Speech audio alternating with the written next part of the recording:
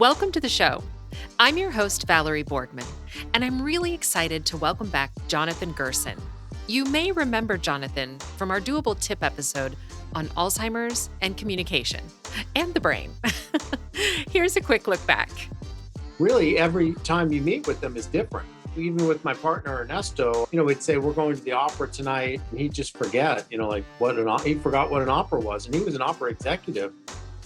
Today, Johnathon is sharing his caregiving journey as he cared for his husband for 6 years through cancer, then Alzheimer's.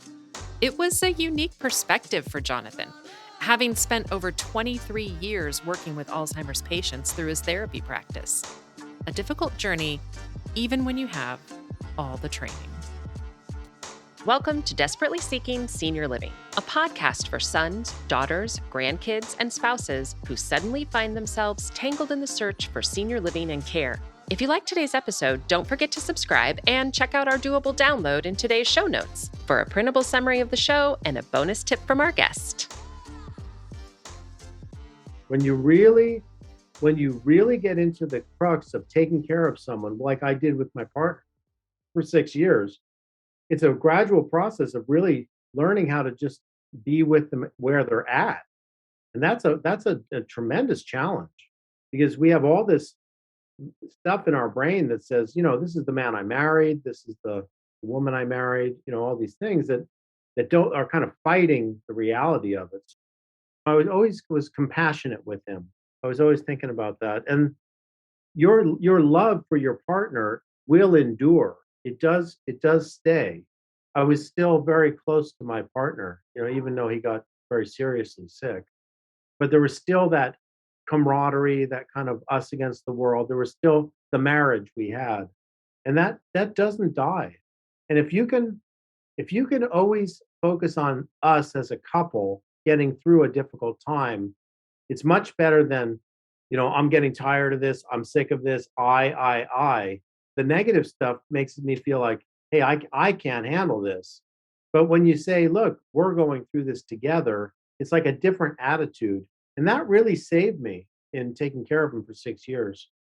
Wow. Yeah, that's very much, I think, a carer attitude to you have to kind of look outside of yourself. Right, right. What were some of the other things, sort of the other tools that you implemented? I used the care process for my partner as a meditation. Like I ended up not doing meditation. I saw taking care of him as meditation. Oh, wow. What did that look like? Well, it's like if he's getting restless, very upset, you just kind of let him say what he needs to say, take a deep breath, let it out, and just regroup. And like Mhm. now, okay, it's time for lunch. Just to keep a clear mind, use awareness through the frustrating parts of it. So actually being in that moment and allowing that moment to be. Right, right. Let the moment unfold instead of having all these preset feelings like, I got a meeting, I got to get out of here. It's like we're always putting our time constraints on things. Now, I was lucky. I was able to pretty much see my Alzheimer's patients and then work with my partner. So I wasn't really working that much. I'd consult with someone for an hour and I'd be back for most of the day with my partner. Now, luckily, my partner had pretty strong retirement income. So I could afford not to work that much when I took care of him. So we could still financially make it. Finances play a factor. You need to Mhm. have the money to hire people when you need to, but self-care is Oh paramount. my gosh, yes. Self-care is so important, so important.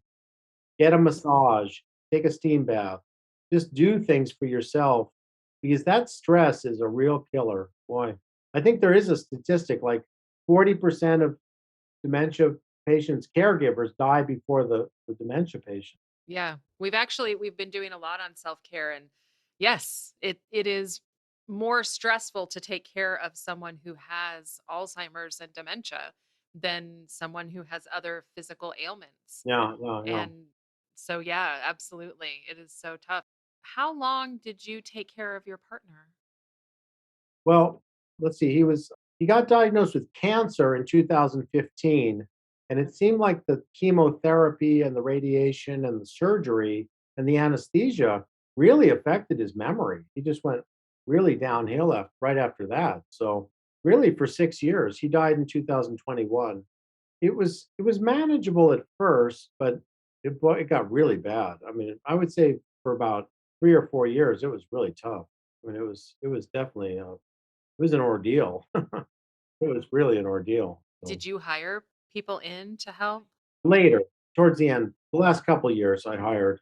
He wanted to stay in the home, so I hired people to come into the home. It was just kind of amazing with COVID. It was kinda interesting the way, because I couldn't work. All my Alzheimer's patients, I couldn't see them, so I was basically at home with him all the time, which is a blessing in a way. So it kinda coincided that when it got really bad, I was at home pretty much. So I didn't have to hire that much. I just hired home care when I had to go shopping or had to go do some stuff. So I had a pretty good routine. This is about 3 years before he died. I'd see, like, a client in the morning for an hour, a client in the afternoon for an hour, and then I'd hire home care at that time. There was no risk of him leaving the house. No, he wasn't an elopement risk, so he never was alone.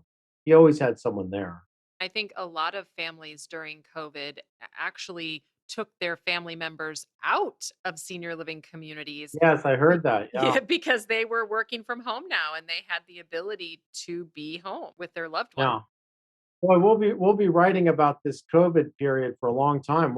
I think we're still not sure what it's done to us, as a society, as a world. Yeah, I absolutely agree. We're still kind of dealing with it. Everyone's telling me to write a book about Alzheimer's, and I'm like, "I'm dealing with it. I'm in the trenches. I mean, I'm living it." Maybe now I can start to reflect on, the lessons. With your experience with your husband, did you see a difference in you as a caregiver going from pre-COVID to in the thick of COVID? That's a good question. Yeah, there was an intensity to it that was not there before. It's interesting. I'm as a therapist or as a counselor, I'm very interested in routines. People have routines and they get into healthy routines or unhealthy routines. I had a pretty good routine before COVID. I was working working a lot, and I had a pretty good routine even though he had Alzheimer's. Then with COVID, that routine got disrupted. Like I couldn't go to the gym like I used to, which was a big stress reducer. So that was a problem. Couldn't take him anywhere. Used to be we'd go out to dinner and I couldn't go to dinner with him. Then slowly things got worse because then he like forgot how to eat. That became more difficult. Yeah. I guess that would be the other question is did you notice a difference in him then? Not being able to go out. That is interesting. It didn't matter. At a certain point, it didn't matter. Early in his illness, it mattered. He'd say, "Let's go out." Now, the panicky, "I gotta get out of here," was part of this internal fear. Like, he was always saying, I gotta go back to New York." He was from New York. He lived in New York. So he'd always say, "I gotta go back to New York." He'd have these kind of panicky moments, like, "I gotta get back to the opera," where I work. And that was really hard. He had about 5 things he would say automatically. He wanted to drive his car, which was like, "Oh my god." It's like, I had to get rid of his car. I mean, I must have told him for 3 years it's in the shop. Right, exactly. I was just going to say, how do you handle those moments when they're having that anxiety? And that's where you have to get creative. Oh god. That's where what I mean, you have to stay calm, the awareness. Then when they're panicking, you don't panic. That's hard. That's probably the hardest part of Alzheimer's care is when they are panicking and it's very unclear what's the right thing to do. Yeah, I think that is really hard. You have to get comfortable with being uncomfortable. Those moments that are uncomfortable, you still have to function and think clearly. Mm. And I think taking care of Ernesto, my partner, taught me how to stay calm, which is kind of interesting. I think I'm a better therapist now because I deal with stress well, Mm. which is a kind of universal problem. I mean, everyone's stressed out. Everyone's depressed right now. Yeah, and that kind of ties back into what you were saying that we just don't even know what COVID did to us. Exactly, because we're dealing with it. We're still dealing with it. Yeah. What did your reminiscing look like with Ernesto? Well, we did a lot with opera, a lot of music. He was an expert on music, so it was actually quite fun because we would play a lot of music. He was a executive, so he knew a lot of people in the industry. So one thing I did, which I'm very proud of, is I always had a dinner party for him every month for his friends from the opera. Oh, That went on wow. for a long time. So he'd always have that to look forward to. So he was very social. Oh my gosh. I love that you did that because I think a lot of family members get to a point where they're afraid to include that outside group of friends. Right, right. Did you prepare his friends? Yes, I would tell them how he was doing, but they knew it, and the ones they we kinda had regulars that would come over, so they knew what was going on. But it was interesting. I think people are very compassionate. I mean, they were definitely understanding, but at a certain point, I we had to discontinue it because he couldn't really eat Yeah, anymore. it got to be too much. Yeah. It was sad.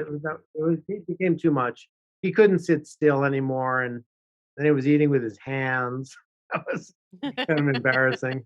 You know, the bottom line is I think I did about as good a job as anyone could have done with him, you know? Yeah. It's no matter what you do, it's a tragic illness. Yes, absolutely. You know, with the way people are living longer and people are healthier, dementia is it will probably be the number one health expense for the country. The cost of taking care of dementia patients is going to be the number one all-consuming cost to the healthcare system. Well, I hope insurance companies start covering it. Exactly, exactly. Yes. I hope it does because right now it's a very big family expense. Right, right, exactly. Well, hopefully Yeah. we'll see some legislation that helps families out. I'm working with some clients now that they're trying to get qualified so they can get paid for their work from the state, for taking care of someone. So that's a little tricky because I was told that since I was married to my partner, I didn't qualify. They told me to get divorced. Wow. It's terrible. I wouldn't do it. Isn't that awful? Yes. Well, Jonathan, thank you so much for coming back on the show and sharing your story. What would you say would be your number one doable tip for families or advice for families that are in this similar situation? I guess my advice would be twofold. Practice patience and compassion. And when it was really bad with my partner, I always said it's tough for me, but it's harder for him. It's harder for him. Today's episode is brought to you by licensed mental health counselor Johnathon Gersen. Jonathan has been working with Alzheimer's patients for 23 years. His Dream REM method focuses on past achievements to foster a sense of self-esteem, healthy connections, and purpose, working with both the family as well as those suffering from Alzheimer's. Learn more about Jonathan in today's show notes. Check out this episode's doable download in show notes for details, including industry terms and definitions we discussed, as well as a bonus tip from our guest. Have questions or your own tips to share? Leave us a message. We'd love to hear from you. And until next time, make it doable.